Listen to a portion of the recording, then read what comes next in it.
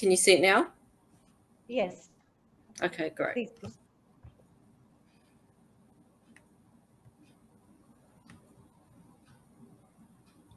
So kia ora, my name is Irene and I'm from Unitec School of Nursing, and this research that I've done as a PowerPoint presentation is exploring service delivery gaps in childhood otitis media, a focus on Màori and Pacific tamariki children in Aotearoa. So this is really to discuss about the issues with ear health, given that ear infections and glue ear are common in young children, but they are most prevalent in Māori and Pacific communities due to inequities in access to healthcare, housing conditions and awareness. Undiagnosed ear problems can lead to hearing loss, speech delays and challenges in schools, affecting a child's future opportunities. Otitis media, commonly referred to as glue ear, is a condition characterized by fluid in the middle ear which can manifest in two primary forms. Acute otitis media occurs when the fluid builds up, is associated with symptoms of acute illness such as ear pain, fever, upper respiratory tract infection, tinnitus, or vertigo, dizziness. In contrast, other media with infusions is presence of fluid in the middle ear without evidence of acute inflammation. And in our practice out in community nursing, as you can see in the picture there, we've introduced another step into care because we know of the gaps within tamariki Ora services, which is a well child service here in New Zealand that nurses look after children under 5 years old. They initially get a hearing test in the newborn screening, but this doesn't look for the problems associated with glue ear. The next check that they get is at 5 years, which leaves a gap in services because we do know that glue ear generally presents at more 2 to 3 years old. So ear infections and glue ear are common in young children, but they are more prevalent in Māori and Pacific communities due to inequities in access to healthcare, housing conditions, and awareness. Current well child tamariki checks include ear health assessments, but many whānau face barriers such as long waits, lack of cultural appropriate services, and limited access to audiologists.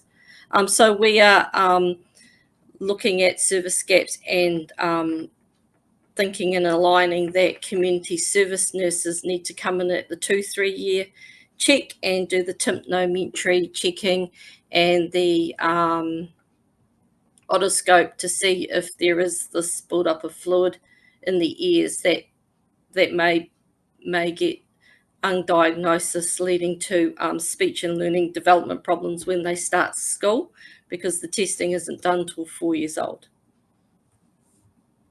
A home-based whānau-centred approach could help improve early detection and treatment, meaning that clinicians like ourselves go into the home rather than the patients and mother and parents coming to the clinics, because barriers to accessing clinics becomes expensive when you don't have transportation or the petrol to come and visit the clinics.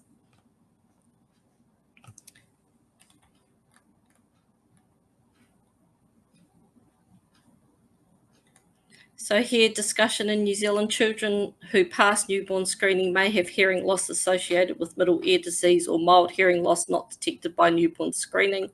Plunkett provides a before school check, the first hearing test children tamariki receive within the Well Child Framework.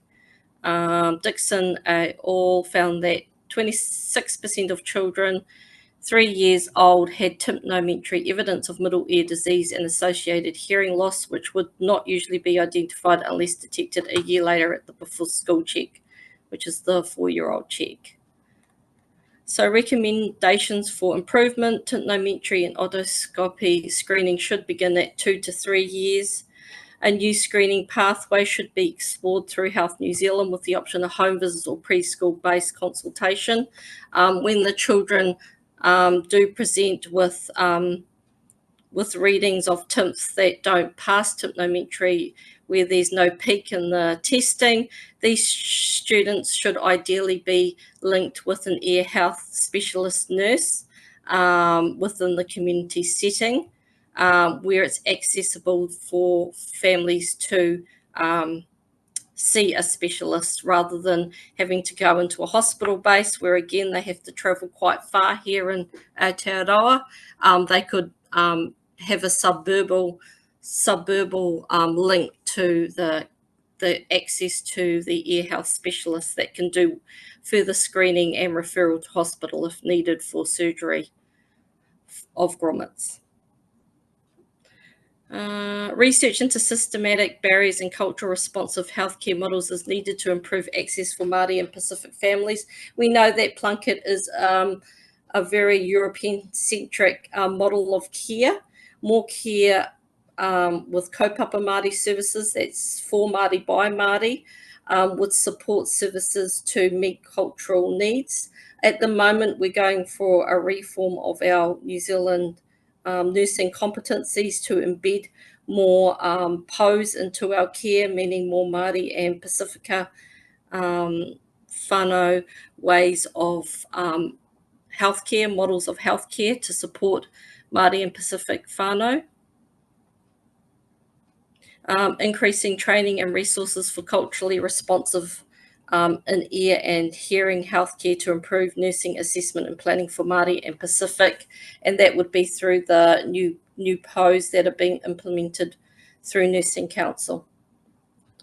So we need stronger partnership between tamariki ora providers, audiologists and primary healthcare to ensure regular early ear health checks. Community-led initiatives such as whānau education and mobile ear clinics can help bridge access gaps. Advocating for policy change to fund more accessible, cultural responsive ear health services is key to being successful. By prioritising ear health and tamariki ora services, we can improve equity and outcomes for tamariki children, and health providers can work together, and policy makers and communities to ensure every child has the best start in life and being able to hear and develop as well. The end.